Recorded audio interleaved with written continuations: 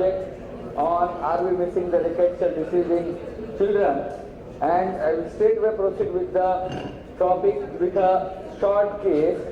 It's a 5-year-old female child who has come from a neighboring village with a short history of fever of 6 days, rash since 3 days, irritability since 3 days, and pain in the legs for last 2 days. Naturally, she had consulted two different general practitioners, and she was treated with amoxicillin, chloroquine, cefodoxime, paracetamol, and because there was no improvement, she was brought to a pediatrician. And on examination, the child was febrile. There was maculopapular rash all over the body, mainly on the extremity, trunk, face, and also the palms and soles, then edema of the legs. And on systemic examination, except hepatosplenomegaly and irritability, there was no positive finding. So, the patient was hospitalized. Blood culture and other relevant investigations were sent and was started with a ceftriaxone injection intravenously. These are some pictures. Rash as seen on the face. You can see the rash, then also maculopapular rash on the legs and on the soles. The investigation results: total count 14,500, platelet 1,46,000, MP negative, urine examination normal, viral negative, slight elevation of SGPT, and test for dengue negative. The culture report was audited. On the day 9th, that is the day 3rd of the admission, the patient's fever persisted and developed the first episode of generalized tonic-clonic seizure, and so was further investigated in form of repeat CBC, CSF examination, electrolytes, and CT brain, of which there was a drop in the HB in CBC, the total count raised little bit, platelet count dropped, CSF was normal, CT brain was normal, and blood culture which was sent on admission turned out to be negative. So here is a patient who is having fever for more than 7 days, irritability is there, rash is there, negative blood culture and rural background with a history of contact with the animal. The doctors decided to submit the test for the rickets cell infections, and he was paid the ELISA and immunofluorescent assay for scrub typhus came positive. So it's an audience question. I was asked by the organizers to put some audience question. So make them alert first, postgraduates. Postgraduates, for you some questions are there. Now you ask. So what's the case definition of rickets cell infection? Acute undifferentiated febrile illness of more than 5 days with eschar, rising antibody titer on acute and convalescent sera detected by indirect immunofluorescent assay, or a febrile illness with positive Will Felix test. What is the correct answer? A. Anybody for the B? Anybody for the C? What about the Will Felix? Will Felix, we have been taught Will Felix is the test for the rickets cell infection. So friends, as per this is the correct answer. I will come to that later on. As per the Department of Health and ICMR guideline of management of rickets cell infection in our country, released in 2015, the case definition is you have to suspect it as a case of rickets cell infection. It's a clinical suspicion. A patient who has acute undifferentiated fever of more than 5 days with or without eschar. Eschar is not the diagnosis. So that is a suspected case. The probable case is where you have a Will Felix test positive, but then again it is not a confirmatory. But the confirmed case, the definition is positive PCR for rickettsia, or there is a rising titer on immunofluorescent assay. So the answer was B. So coming to the rickets cell infection in our country, it is reported well back in 1915 from our country, and time to time it has been reported in many places, many states. but still the reporting is underestimated because we don't have the perfect diagnostic case. That immunofluorescent assay is not available everywhere. So for that reason it is under-reported, under-diagnosed condition. Most of the states, see, I will show the map of the India, we see the rickettsial infection of which the scrub typhus. Scrub is the commonest and it is reported in several states, and there are some regions where scrub typhus accounts for more than 50% of the cases of undifferentiated fever. So there is a study conducted in South India, in Karnataka by Kalal et al., where they had studied the 103 children who came to the institute with typical pictures of rickettsial infection ranging from 0 to 18 years of age, and the study period was between 2010 Jan to October 2012, and the criteria for diagnosis was positive ELISA and immunofluorescent assay. So these were the confirmed cases. Now the results were, out of 103, there were 53 cases were positive for scrub typhus, 23 cases positive for spotted fever group, and 40 cases had a mixed infection. And the average age was 7.3 years. And 50% of the cases were from Karnataka, 32% cases from Andhra Pradesh, and 17% cases from Tamil Nadu. So what I mean to stress is that it's not a disease of any particular region, it is seen everywhere. And the common clinical features were fever lasting for more than 10 days, 11 days, and also nausea, vomiting, the abdominal symptoms, and rash. But the Escher was not found that common. So what we have been taught time again and again that Escher is a pathognomic of rickettsial infection, but if Escher is not there, it doesn't mean that you are not dealing with the rickettsial infection. And the common complications were found in this study were meningoencephalitis, shock, retinal vasculitis, and purpura fulminans.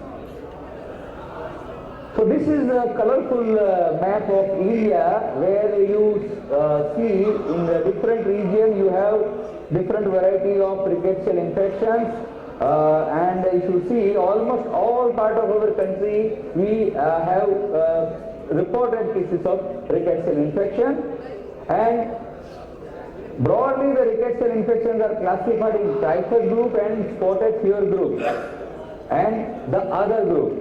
The other comprises of Q fever, trench fever, and other conditions. The conditions marked in red, they are seen in our country, and the common rickettsial organism causing rickettsial infection are Rickettsia coroni and Rickettsia rickettsii in our country. About the natural host or reservoir or vector, we know that it is transmitted by lice, fleas, ticks, and mites, and the reservoirs are dogs, sheep, and rodents. They are the reservoirs.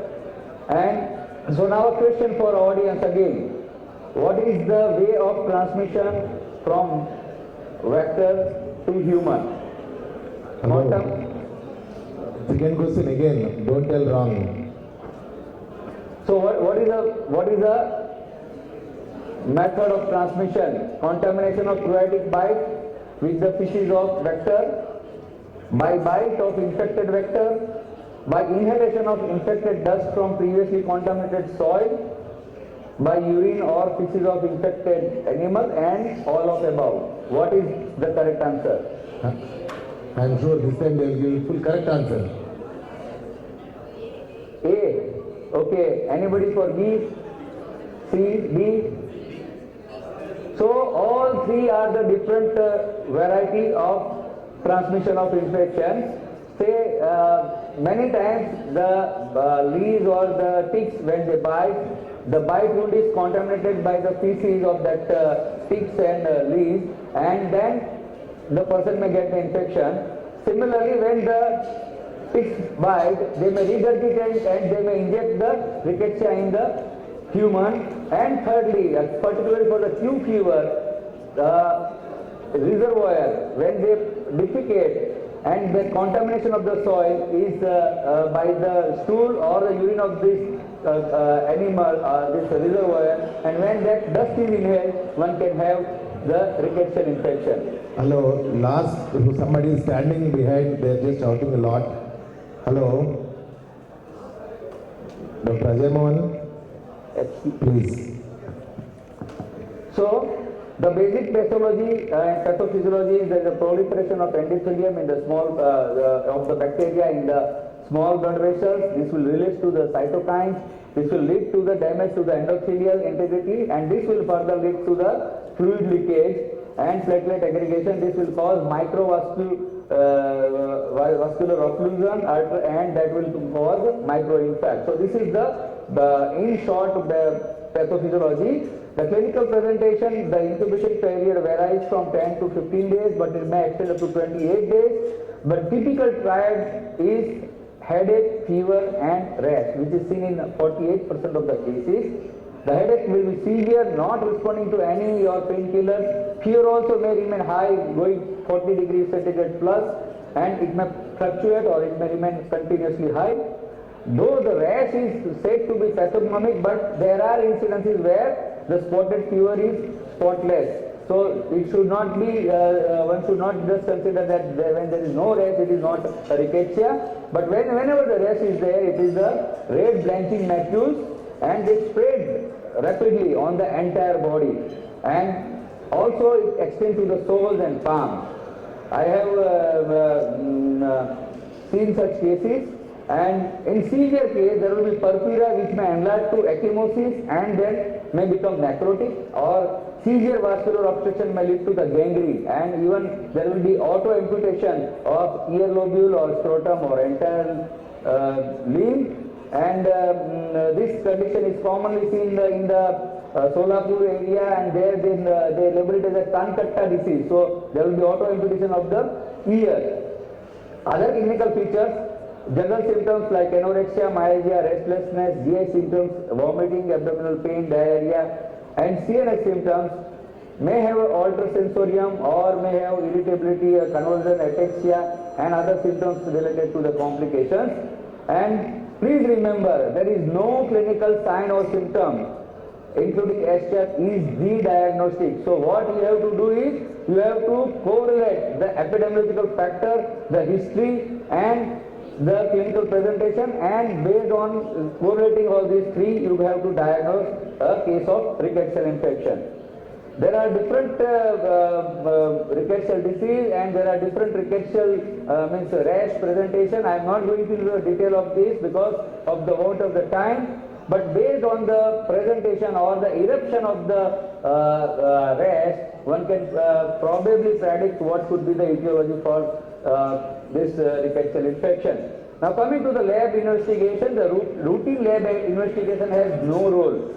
Your CBC will be inconclusive. Maybe you have leukocytosis in the later stage or thrombocytosis, but earlier you may have a normal CBC.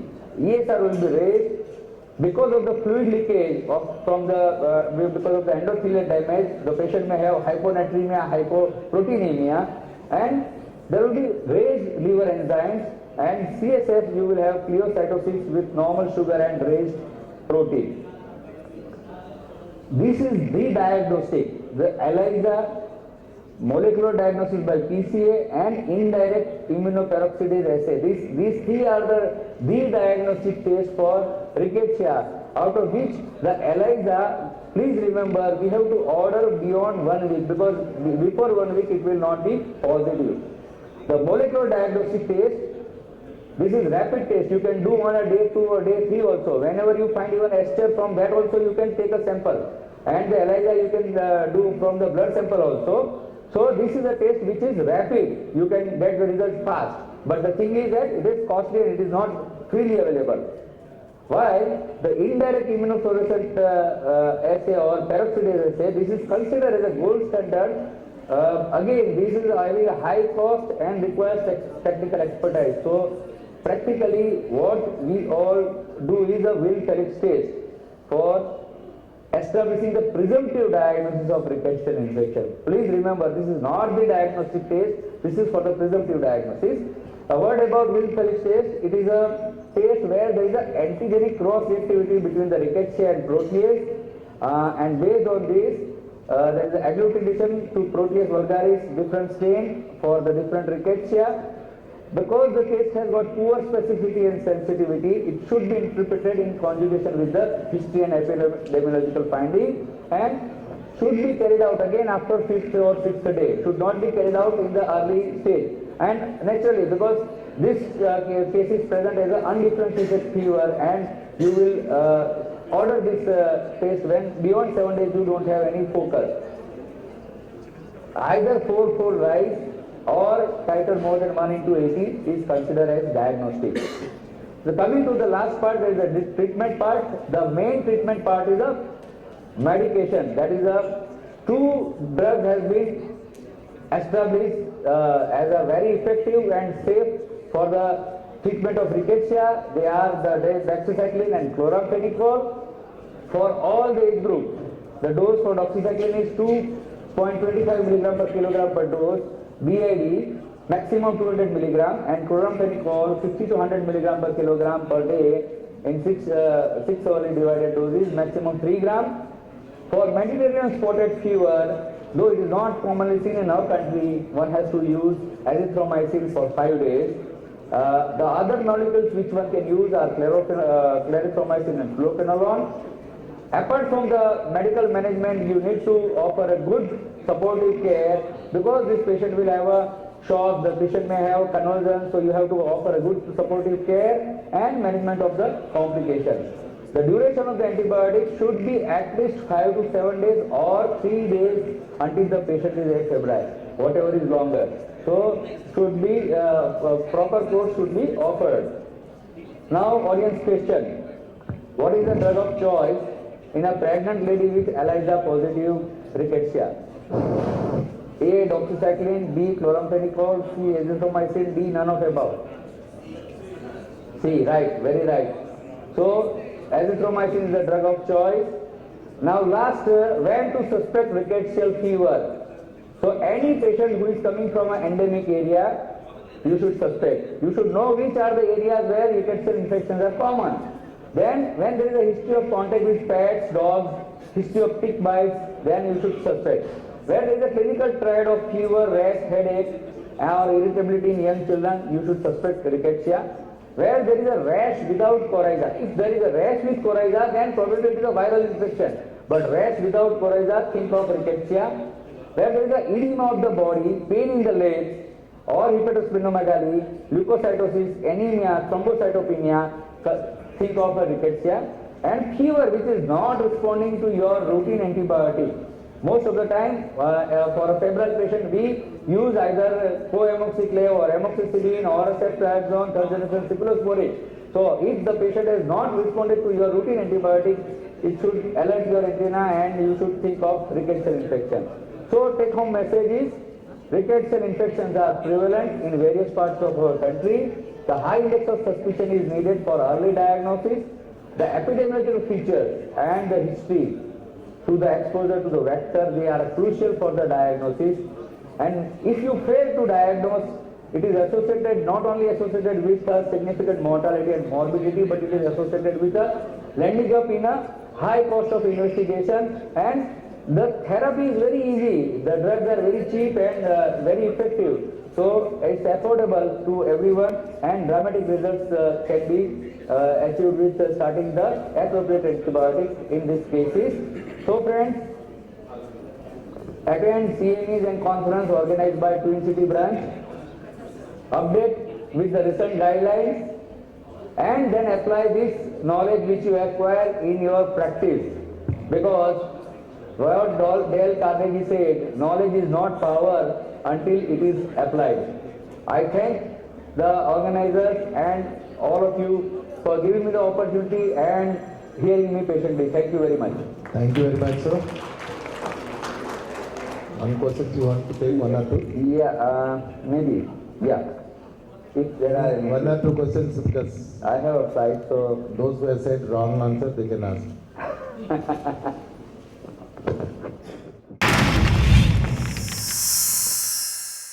Like and subscribe Eagle Media Works.